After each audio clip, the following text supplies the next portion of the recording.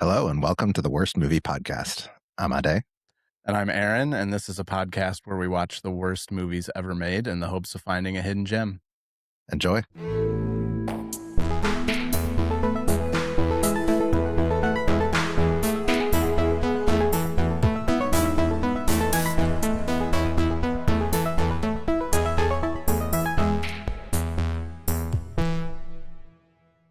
What have you been watching? A lot of baseball lately. Cubs are on a pretty good streak. I started watching the what's it called? The Night of the Seven Kingdoms, the new not Lord of the Rings, new Game of Thrones show.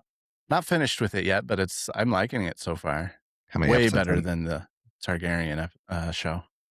What'd you say? How many episodes in are you? How many episodes are there?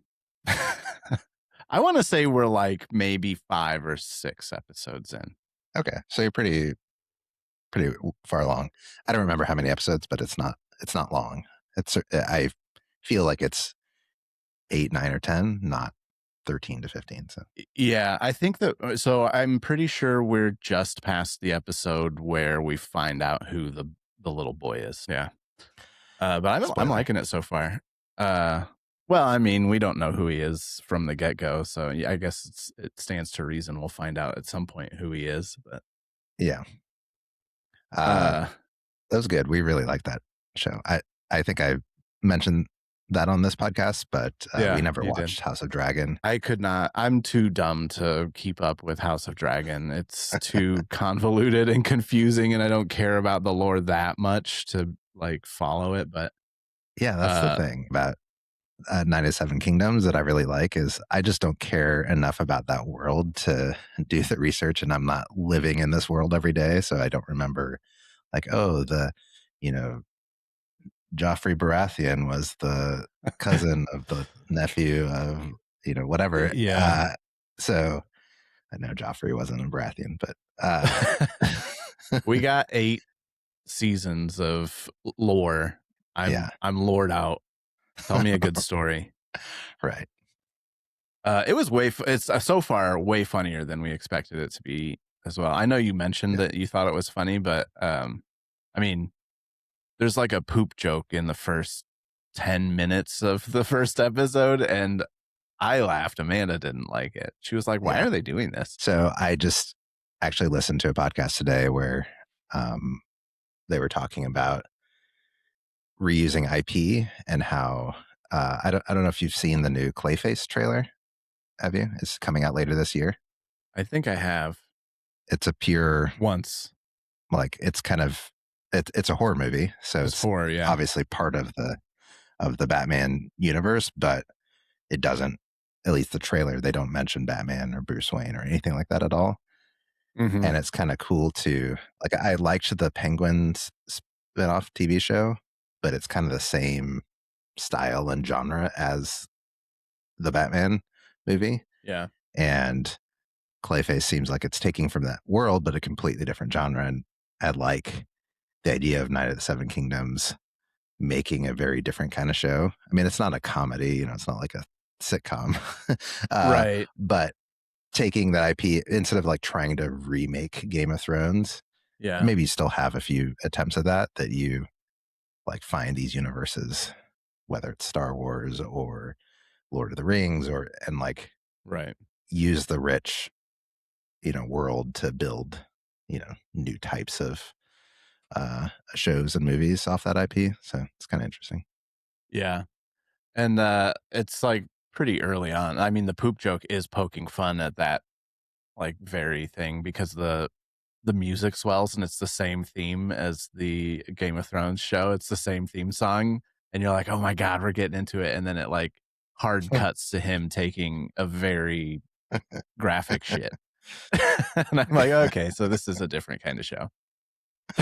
Yeah. Yeah. What about you? So I finally finished my Mad Men rewatch.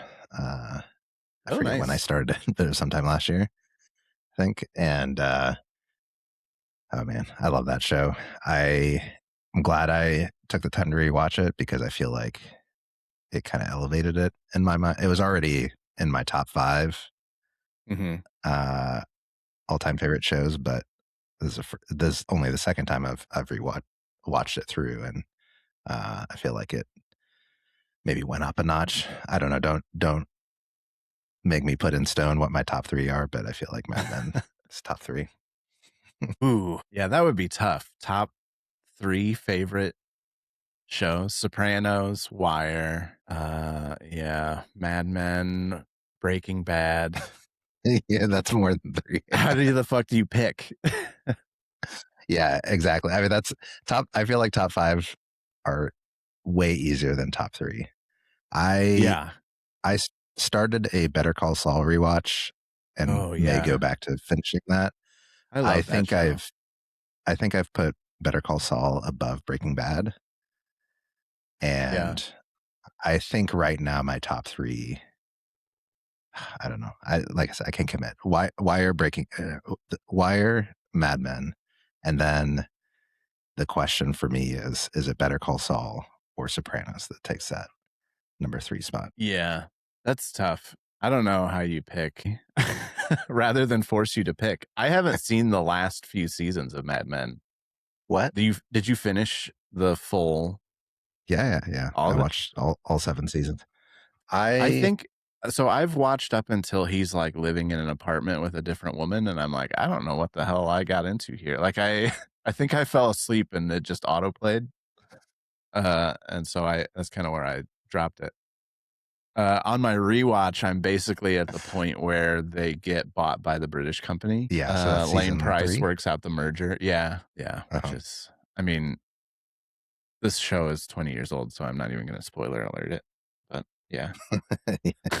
Yeah. Yeah, I thought it stayed strong throughout. I think a lot of the iconic things about the show that I remembered were from the first couple seasons. Felt Yeah. like the mid seasons were strong, but not necessarily like groundbreaking or iconic in the way that, I mean, that's under that makes it sound worse than it is. But I Mhm. just say that to say that I felt like I really enjoyed season 6 and 7, and Nice. especially on a rewatch, and not, which you may fall into this, but I remember the first time I was watching Mad Men live, it was just this constant like, what's going to happen? How are they going to wrap this up? And like, I know there's all this speculation.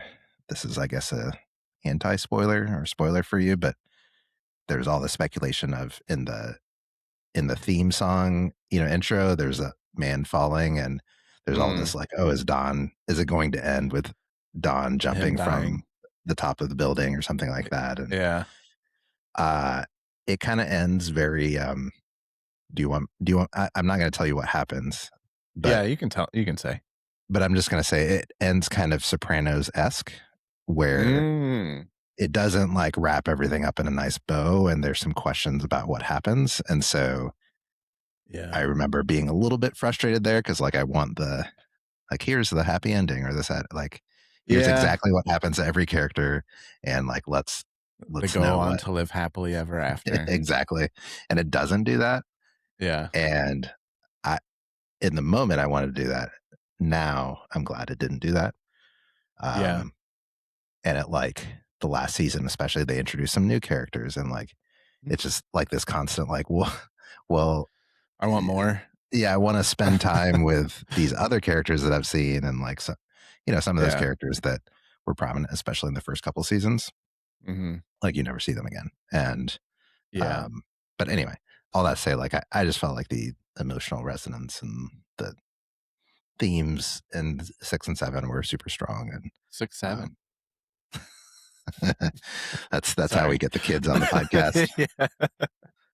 Are the kids still Uh, saying that? I don't know. They've probably moved on. Once millennials started saying it, they probably abandoned it. Yeah, Uh, Amanda and I were just talking about the Sopranos finale, and we both were like getting goosebumps just talking about it again because we love it so much. yeah, Yeah, it's a yeah, good. I didn't think the first time I watched The Sopranos, I didn't like the finale, but the more I watch it, I'm like, right, oh god, that's so perfect. yeah, yeah. There's not enough time in the day. I need to do a Sopranos rewatch too. Yeah. So I think my master plan is like if I can figure out what my top 5 are and just like create a rotation where every 10 years I watch each of those series, then that means like every 2 years, I have a 2-year window to watch one of my top 5 favorite shows. So yeah, because I like that there was 10 years before the Mad Men finale before I started rewatching it again. Yeah. Because I forget enough to make it interesting, but Yeah. Feels new. Yeah. A little bit. Does it feel like we're talking about shows we love so much because we don't want to talk about the movie? Let's just stay here a little longer. Yeah. Can you ask me some questions about Lost? No. Well, continuing on this month's theme of watching movies that are going to be remade this year, we're talking about Robin Hood from 2018. First of all, had you seen this movie before? Had you heard about it? No, I didn't know it existed. Isn't that weird that, 2018 wasn't that long ago and it was a big budget, like big star. I don't know what was happening specifically at that time, but when I came across this movie and researched for this theme, I was like, how did I miss this? Yeah. I don't know. If you had asked me what the last Robin Hood movie was, I probably would have said that Russell Crowe one, right? Russell Crowe? Yeah, but I have no idea. Sure. I didn't know this existed. Yeah. I'm not a big Robin Hood fan. I loved the Disney animated one as a kid, but he's not an important character in my life. I was going to get into that. Are there Robin Hood fans? Are there people who are like, this is my guy? Because maybe more now. from what I feel like it's interesting. And would you call it a fairy tale? I guess it's a fairy tale. I think it's like folklore. Yeah, but it's not because when you say something like I'm a Star Wars fan or I'm a Batman fan, you're referencing usually a particular piece of content or series.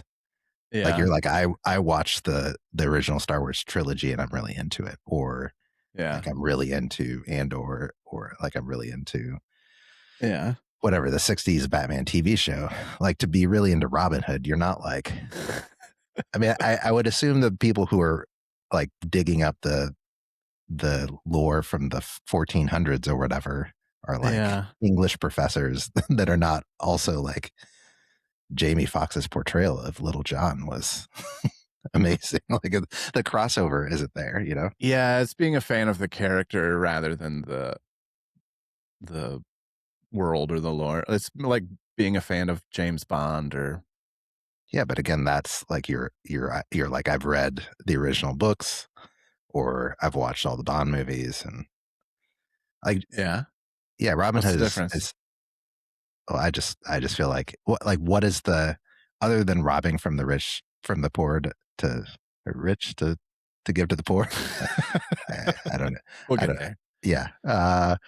Other than that basic idea. Yeah. I feel like the stories are all over the place. You could just make it. It's not this tight piece of IP that I can go get the original Robin Hood novel from, England in the 1300s. Yeah, I'm guessing it probably started as just oral stories being. Oh my God, I don't even know how to move on from that. Glad I killed the vibe.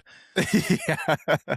I'm just assuming that it wasn't there's a single creator and author of Robin Hood and. Yeah, there wasn't. I guess that's my point. It's all over the place. And so it's an interesting piece of IP to be I'm a fan of King Arthur. Right. Yeah, that is kind of weird.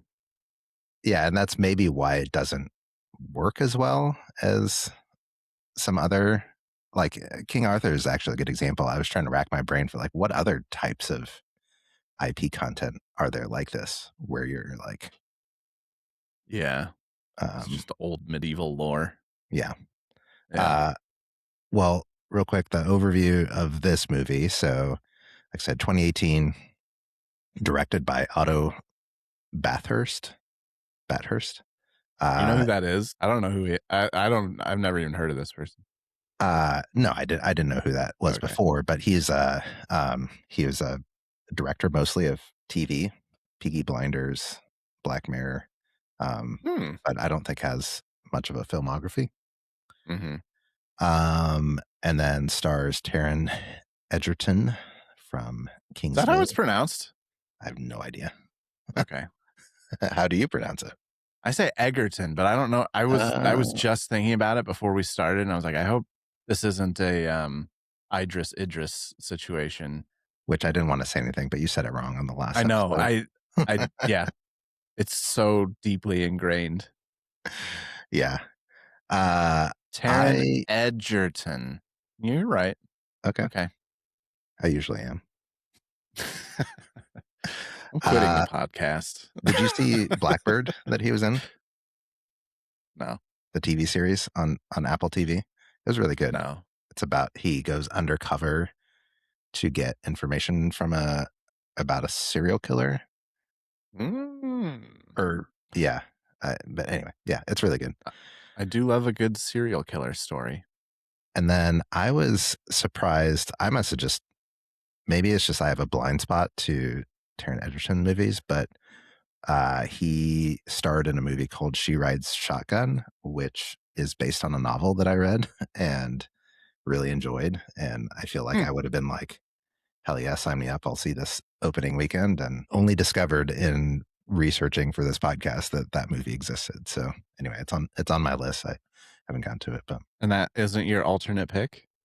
Well, I would have made it my alternate pick if I had time to watch the movie. Like I was going to. Oh, you haven't seen it. You haven't seen it. Yeah. Okay. Yeah, that's right. Jamie Foxx, Ben Mendelsohn. Yeah. We'll talk about them a little bit more. Rotten Tomatoes, 14%, $100 million budget, made $85 million in the box office. So obviously bombed, but seen by, it was a wide release, big movie. Any interesting background information that you dug up? I had a couple of things, but nothing too like spicy. The actress who plays Maid Marian, I don't know if she's called Maid Marian, just Marian. Eve Hewson is Bono's daughter. Oh, I think I knew that at one time. So she starred in The Nick, which I really liked. Clive Owen. Did you ever see that? Mm-mm. I think I knew that from watching her there. She was also in Jay Kelly movie with what's his name? George Clooney. That came out last year. So what's it called? Jay Kelly. It wasn't great, but I liked it. I enjoyed it. Yeah. I think I heard that this movie maybe lost $100 million. That sounds about right. Probably after expenses. Advertising says Lionsgate lost roughly $84 million after expenses. Yikes. Opened on Thanksgiving weekend. So, yeah. How did I not hear about this? Anyway, I must have seen it and just been like, this is not for me. But I do think I also have a blind spot for Taron Egerton's like career. I've seen some of the Kingsmen, a few of them. Yeah. And Rocket Man. I haven't seen Rocket Man because it's a biopic, musician biopic. Yeah.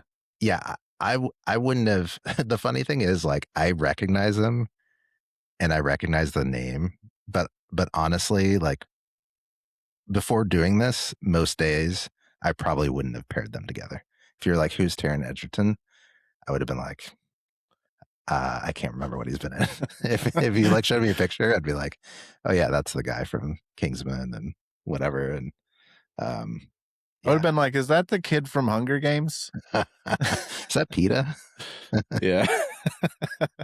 Yeah, that's right. He does have a he doesn't he does look like a lot of people that are like kind of fill that role. Yeah, Like I guess that's what makes him believable. handsome, square jawed, Yeah, middle aged or like younger white guy. yeah, he's a very handsome man. He is. So have you watched the trailer for the 2026 movie, The Death of Robin Hood? Stars Mm-mm. Hugh Jackman, Jodie Comer, Bill Skarsgård. I It's have not. it doesn't I saw the trailer in theaters and I was like, not gonna see this. Oh, really? I maybe I just have a anti Robin Hood thing because I'm just like I don't know where that comes from. Maybe it was like the Russell Crowe movie or like just being like Robin Hood Men in Tights is the only Robin Hood movie that I've been like, yeah, this is great. Death of Robin Hood, it may be really good. I don't know that it was the guy that directed Pig, which I haven't seen, and With what else? Nicolas Cage. Yeah. So somebody who has like strong like indie artistic credibility, so Yeah, he may actually elevate the content more than it just like a cheap yeah, corporate grab at some IP that they don't have to like license. yeah.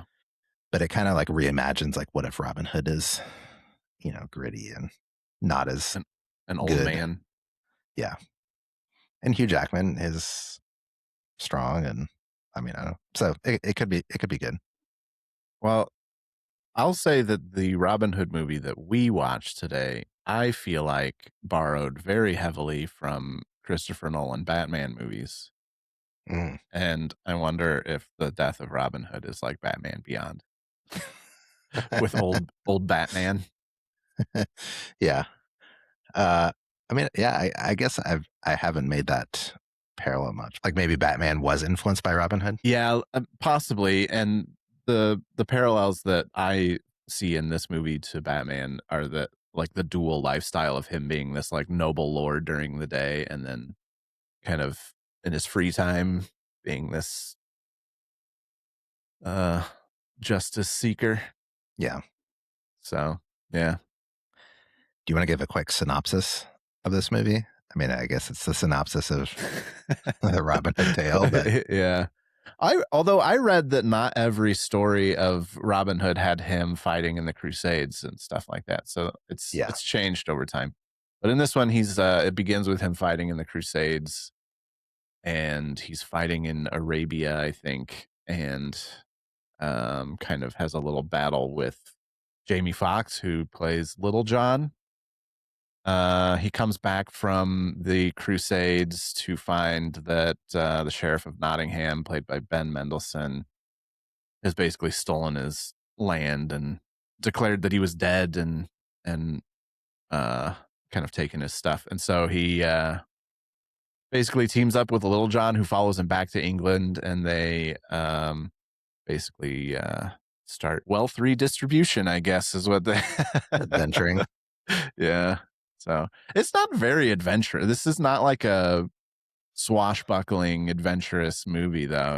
It's a lot more like political Yeah, and less fun. they do literally use the phrase redistribution of wealth. Yeah. As in a very like I groaned when I It's very on the nose. yeah. Did you like this movie? Not really. It was okay. It was I, I think it would have been a better movie if they just abandoned the Robin Hood part of it and just been like, this is a different movie. It's just a Yeah. different character, and it would have been Have, fine. have we talked about it? Because that's No. almost literally what I wrote in my Oh, really? review. Yeah, I mean, it feels that way. It Yeah, feels like it's a fine. I mean, they changed, I think, the story a little bit to make it relatable to modern times. It's about like elites and wealth redistribution and stuff like that, rather than just like a merry band of men yeah, kind of helping poor people out. It's like more of like a tactical, we're gonna fight back against the established elite and yeah, yeah. take what's ours. So what bugged? It's so funny because so three things bug me, and we can dig into them a little bit more. But one, which we've already talked about. It's so on the nose with its messaging. It's just like, just fucking give us a title card that's like, here's our political stance of what we think like should happen this in the could world. be a memo. Yeah, exactly. It's like, it's so preachy. And it's clearly trying to preach about modern day. Yeah. And then two, it's like, it stretches so much to like try to fit the Robin Hood narrative on top of the story that we see. Yeah. And like bring all these characters in and like even and I was just like I wrote just a few sentences in my little letterbox review, and I was like, I wish that this wasn't about Robin Hood so they could just tell the story that they wanted to tell. I know. And then the third thing is like it stretches so much to put it in whatever time frame it's supposed to be in. They even say in the voiceover at the intro, like something Forget about the history. Yeah, and like they deliberately don't tell us what year this is, and I'm like, but this is medieval time. Like, why are they wearing modern clothing and stuff? Like, I just like wanted Matrix to be not style clothing. Yeah, don't be about Robin Hood. Don't be just like set a story in today's era, and then tell the story you want to tell. Yeah, like I just wanted a different movie. I think. Yeah, I agree 100%. Drop the like medieval pretense and just tell a modern story that everybody like. I think most people are gonna relate to and be like, hell yeah, like this is we're on board. So what does this get on Aaron's patented worst movie podcast star scale, where a 5 is the worst movie ever? It's a 3. So it's below average. But like it could be. There's nothing egregiously bad about this movie. Like the special effects are fine, the costuming's fine, the acting is fine. I like the premise is relatable and everything, but like they tried so hard to tack it onto a Robin Hood story that the whole time it's just like this is so cheesy and dumb and I don't know why they're doing this.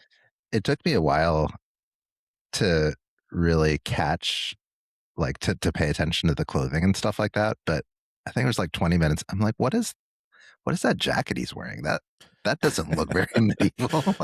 like you could buy that today, like Abercrombie and Fitch or something like that. Like, yeah, you're such an old man. What, the Abercrombie references? Does that even still exist? Did they? I don't know. Did they go bankrupt? Probably, but they're not like the big mall presence they used to be. I'm sure. What's the cool store at the mall now? I have no idea. I'm an old man. But I also like that you had to stop yourself from saying Abercrombie and Fitch. Yeah, I just I'm all tongue tied today. Yeah. The costuming was really strange. It was obvious they were trying to do like they're trying to pull from what you see in modern day like social unrest with the masks and stuff like that rather than just normal. But I mean, like it's not medieval either, so like you can't put them in. I guess the tights probably weren't historically accurate either. Yeah, I don't know. Now that I think about it, I don't know. I don't know what they were trying to do. Marion had like completely modern makeup, like it. It did. This is like this poor, I don't know, like thief beggar is like wearing, like bright red lipstick and eyeshadow and she spent an hour that morning doing herself up at least before she goes to the stables and steals more. No, everybody works in the mines. Well, then she like tried to steal his horse at the beginning. Oh yeah, she did. Also, the architecture is all like dystopian future. Like it's so weird. It's just like I can't place myself in it. I made a note. How is the castle so well lit at night? There are candles everywhere, but then there are scenes where they're standing. It's like the middle of the night in the castle, and it's like they have spotlights on them. Yeah, it's like, obviously just lit set. Yeah. There are so many things like that. I was just like, I need to Google, like, is this like what's historically accurate from this? Like, so let's talk about the weaponry. There's a lot of arrows and bows and arrow stuff. At the beginning, You get like automatic crossbows in this movie. Yeah, there's like machine gun arrows in the Crusades, and I'm like, did they have this? Because that's fucking awesome. Like, I don't know. I they're think like walking through this. I mean, it looks like a Middle East, like Iraq, like war zone sort of thing, and then all of a sudden, this like guy up in a tower just starts like, foop, foop, foop, foop, and it's like super heavy duty stuff. Like I don't know, like how big are normal arrows? Like that sounds really dumb. But these what are they called? Ballistas? That's what it seemed like. I just looked it up. They have had repeating crossbows since like the year 475 BC. Wow. China was way ahead of the curve on that one. This like high caliber? No, they were much smaller, but yeah, they've been doing that tech for a while. And there's scenes where like he's shooting arrows and they go through like a metal helmet. Like, can they No, I think that a lot of this is just zhuzhed up for Hollywood, but they maybe did have the repeating crossbow tech. Stand corrected on that one. When I watched it, I was like, bullshit. I kind of want like I don't know if it'll be any good, but like I feel like we haven't had like a good epic Crusades movie where it's like historically accurate and like I don't know. Like why hasn't that happened? I don't know. I think maybe Game of Thrones scared people away from the like knights and medieval stuff for a little while. But I don't know. Could be like there's a lot of like Roman like Gladiator and like stuff like that, but not a lot like set. Like I mean specifically around the Crusades and just seems like there'd be a lot of great battle scenes. I mean, maybe it's people feel weird about the Crusades themselves. Like it wasn't. Why? Should we talk about war for about 10, 15 minutes? How do you feel about Let's bring wars? religion and war and politics into this episode. Yeah, I guess I didn't really think about my question before asking it. Now that I've said it out loud, I know why we haven't had a lot of movies or content about the Crusades. Yeah. So never mind. They probably don't want to talk about it. What would be your medieval weapon of choice? Bow and arrow or a lance? I don't know. I think a sword. I've always been into the swords, like with the Lord of the Rings swords and stuff like that. I'd go swords. I also like katanas and stuff. Like, I mean, that's not medieval, but I think I'm a sword guy. Like, I like the katanas from Kill Bill and yeah. So I think I would go swords. Also, my favorite turtle. Your favorite turtle? Oh, favorite ninja turtle. I thought you were saying a turtle as a weapon. I'm like, what are you talking about? Snapping turtle that you just throw at people? Oh yeah. What's your favorite? Yeah, I feel like of the Ninja Turtles, the sword always did seem like the right choice. Like the staff. I feel like you have to be really really good at the other three weapons to be effective. A sword, like if you're really good with a sword, you know, that's awesome. But like if you're just okay with a sword, like you can at least poke somebody with it. Yeah, the staff was always the lamest. Yeah. Yeah. And the size, like you have to get really close, right? So that just seems dangerous. Yeah. So I think I'm a sword guy. Yeah. How do you feel about bow and arrows? I feel like the arrows are really like Hawkeye in Marvel. I always felt like it was a little, and they maybe joke about this a bunch, but it's like they have all these powerful people and in this world of guns, and then it's the guy with the bow and the arrow. He's just in the rafters. Yeah. For the whole fight. Like a very specific problem has to come up for you to be effective. And most of the time you're just like, I better sit this one out. Yeah. Yeah. It's like, hey, Spider-Man, can you help me get into the rafters too? Yeah. I think that bows are cool in real life, but in like a superhero or like a movie felt borderline superhero-ish. Like it had Yeah, some of the same kind of elements. So I think they that's tried. kind of lame in those scenarios, but in real life, a bow and arrow is pretty awesome. Have you ever They tr- shot one? I don't think so. Not for if I have, it's been like a kid's toy, not like a real, Yeah, you know, legit, like the kind they use in the Olympics or whatever. right. Have you? Just once in scout camp, like summer camp, we Hmm. did a bow and arrow I module read or class, what was it called? like a badge. Uh, I said module, and I was like, "That's not right." uh, I read a brief note that he worked with somebody who's like a world class archer for this movie, and Why? well, they I'm it's betting you that 90% of the arrows he shoots are CGI. I I'm not going to bet against that. Uh, the sentence I read, which probably was Wikipedia, made it sound. I guess the implication was that they wanted it to seem realistic. But watching this, none of the arrow stuff seemed realistic. They tried No, really hard to make it. I mean, it was almost supernatural how fast he was. He was like yeah, reloading, and he like had this technique. I think the technique where he holds 3 arrows at once, so he mhm. doesn't have to like grab the Go next back one to the yeah, is real, and maybe I that's what think so. he learned and they pulled from. But yeah, his archery was. I mean, if you could just pick up a bow and arrow and be as effective as he was in this, and it's like going through metal and shit, like that would be the weapon of like you just use that all the time. Yeah, But it'd be anyway, unstoppable. which he was unstoppable in this movie. Yeah, plot Um, armor.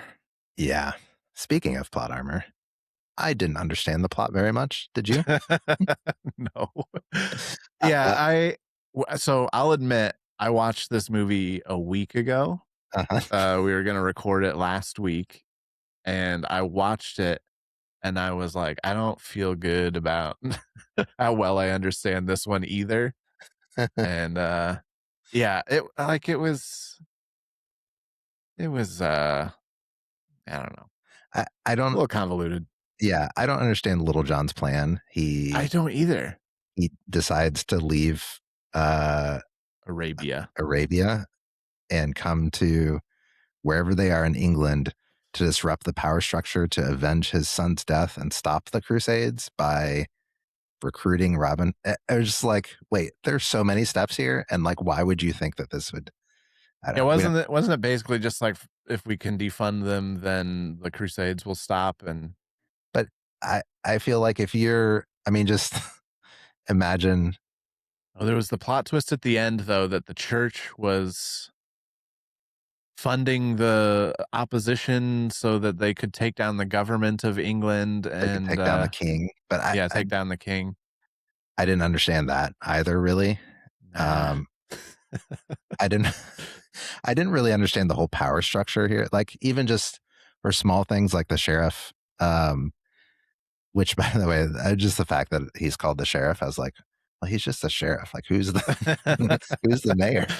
Yeah, I let's know let's that's just vote stupid, for but a new sheriff. yeah, exactly. Exactly. I just voted for sheriff a couple weeks ago here. Uh, I know that's stupid, but yeah, I was like, I need to understand in this medieval England structure, like who is the sheriff essentially the mayor, or Right. anyway, like The whole he, thing felt out of place because they're using, like, feudal structure for the yeah, government, but it's in, like, modern times in England, and you're like, I don't know, like, I don't get it. yeah, and It feels weird. It's all out of place. yeah, the macro things didn't make sense in terms of the plot, and then like smaller things like the sheriff seizes Robin Hood's castle while he's at war, and then it's like I'm like, but why? Like I guess to get like it seemed like a financial thing, but it's just he seized it and the castle is just decrepit. Like how is he making money off of the seized Yeah. castle? That doesn't make any sense. I don't know. And John and Robin Hood wasn't there anyway. So like, what does seizing it mean? Like it was empty, and now it's just even emptier because he seized it. I have so many like just random notes of like things that I didn't understand. Well, okay, this is a big thing. How is like nobody like both? So Robin Hood comes back from the war. Then this mysterious stranger starts stealing stuff. And then Little John, who is black and in like this the town, only black guy in the movie. yeah, just is like walking around, and how's like nobody like, oh shit, there's a Moor that like we're fighting in the Crusades. Yeah. Maybe he's the thief, or really? Let's bring him in for questioning. Round up the usual suspects. Yeah, like I don't know. Because since I don't understand the power structure, I don't understand if there's like a FBI division or like cops or like what. But somebody investigating this would probably be like, because it seems like at some point the Friar Tuck is investigating. Like what is a friar doing? I don't know, man. I was confused. Also, are you proposing racial profiling? Racial profiling in this movie? Yes.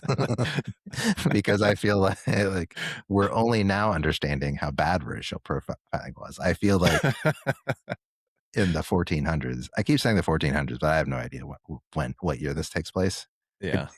The 800s or whatever. But yeah, like I feel like they wouldn't be that woke. I feel like he would have been brought in immediately as soon as he was seen on the streets.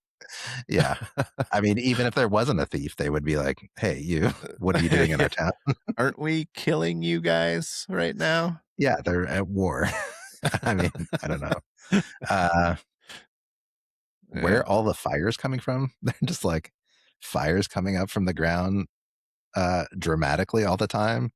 Especially it's like Robin Hood saying something dramatic and then a fire burst behind it. It's like and then later at some point I wrote down there's so many sparks in this movie. It's just like out of nowhere. It's just like I bet there weren't that many sparks in the Middle Ages. Not like that. I mean, it kind of looks cool in a music video sort of way. Yeah. Maybe if it was a better movie, I would have been like, oh, this looks awesome. But here it just seemed distracting and dumb. Yeah. Somebody's got their like plasma cutter out in the middle of the castle. Yeah.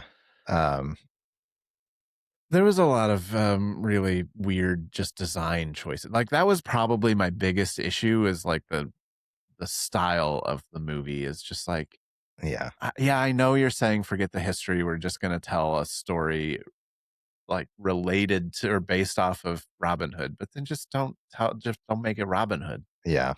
And then all of these stylistic choices can be fine. You can do whatever you want, but like don't call it Robin Hood. Yeah, exactly. Yeah, they just stretch too much. Like the fact, like his whole relationship with Marion too is like they were in love, then he couldn't talk to her because I didn't understand why. And then at the end, he's like, all he wanted was to get you back. And it was like, wait, what? You're robbing the sheriff and like, to get Marion back? Yeah. You could have just been like, hey, Marion, I didn't die in the war. You want to get back together? As altruistic as it seemed. Yeah. At some point, the sheriff says, humans are the only species that fear death. I was like, that does not sound true. Yeah, I don't think that's... Yeah, I think I said that out loud when he said that. I was like, I don't think that's true at all. Like, isn't a cornered animal like the most dangerous? Yeah, the most dangerous animal because they fear death too. There are parts where it felt like they're trying to be kind of like smart. And I'm 14 and this is deep. Yeah, exactly. Did you watch the credits sequence? No, I didn't know there was one. It started skipping to the next thing before I got to it. They had it was like they had the actor, like the main actors, and then it had like an illustration of the actor from the movie, and then quotes that they said during the movie. And I was like, are they trying to be it's like signing the yearbook at the end? Exactly. It's like you said, cool. If you're 14, you'd be like, yeah, that was pretty badass when he said that. Yeah, just Yeah. I mean, I don't know. I wrote down. Have a great summer, Friar Tuck. That's what it was. At one point, Robin Hood is like, either we all make it or none of us do, and I'm like, no, I think you should Also just. not true. I think you should just aim for most of you to make it. Yeah. Don't don't just throw the whole merry band away just because Will is stuck or whoever was stuck. I don't know. Yeah. And then they definitely set this up for a sequel, and I'm really Oh glad my there's no god, sequel. that was so optimistic. I was like, what were they thinking? I mean, yeah, they tried hard to be like, we'll be back with Robin Hood too. Yeah. Will at the end makes the heel turn and joins the church to Yeah. become the new bad guy, the new sheriff, and yeah, so they're like really setting us up for a sequel. Oh, so bad. 8 years later, I don't think it's gonna happen. No, no. Just maybe you shouldn't keep your schedule free. Yeah, who wants that? Do you think that the casting was right? Do you like Jamie Foxx and Egerton and Mendelsohn? Uh so let's take each of those in turn. So Edgerton was fine. I thought. I mean, like kind of like we alluded to at the beginning. I like him. I don't know that he's super memorable or like there's anything from him that I'm like. I mean, definitely not in this movie. That I'm like, oh yeah, I would sign up for him. Yeah, like I'm neutral. Like I've liked some of the things he's been in. I didn't like Yeah, this. I've right. been indifferent about other things. So I kind of feel indifferent about him overall. Yeah. Jamie Foxx is more complicated. I thought his accent in this. What did you think of his accent? Bad. I thought it, since I feel like you noticed the accents first, but even I was like, wait, this keeps changing, Yeah. and I don't know what it's supposed to be. Yeah.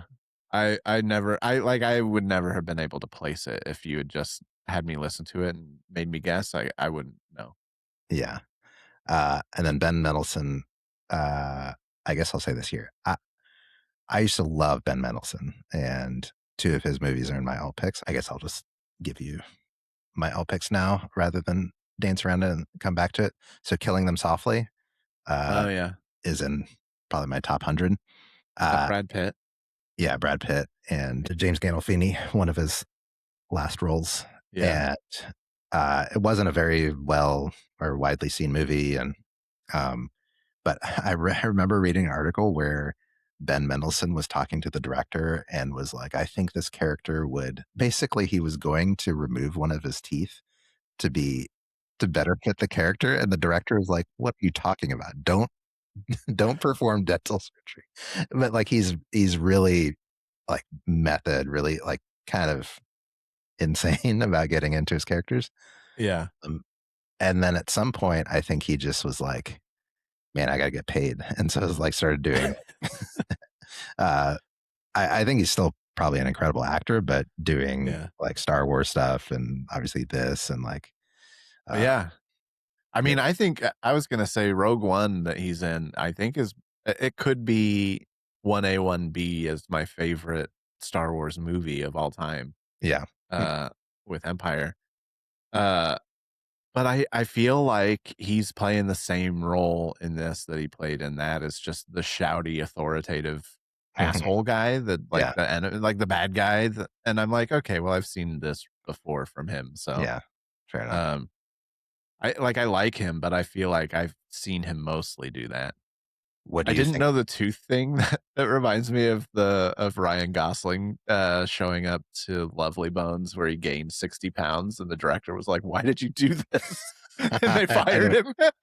I don't remember that. He was like he just felt like the grieving dad should be heavier, like he Yeah, should be, overweight, and so he just made his own choice that he was gonna gain 60 pounds. that's awesome. Yeah, they fired him. They fired him. They're like, we hired you because you're one of the most attractive people on the planet. Yeah. That's funny. What do you That's think like of that's Taron another and level of crazy. yeah. I mean, I admire that. I don't know. Yeah. Anyway, what do you think of Taron and Jamie? I like Taron. I think that if you had made this a period piece and just put it in the medieval times, he could have done this just fine. And I probably would have liked it more because it would have made a little bit more sense and I could have wrapped my head around it. Yeah. I think he's fine. I don't think he was bad in this movie. I think he's like a capable, likable actor that would have made a good Robin Hood. Jamie Foxx, I'm kind of hit or miss on. I like him in some stuff, and other times I'm like, oh, he's just Jamie Foxx. Yeah. He wasn't good in this. No. But yeah.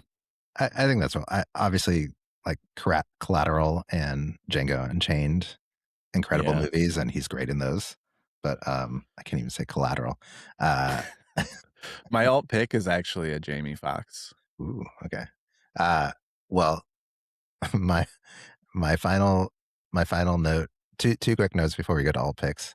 One is I really, really want to do one of those like rope moves that he does towards the end, where he like jumps on the rope with his bow and like swings across.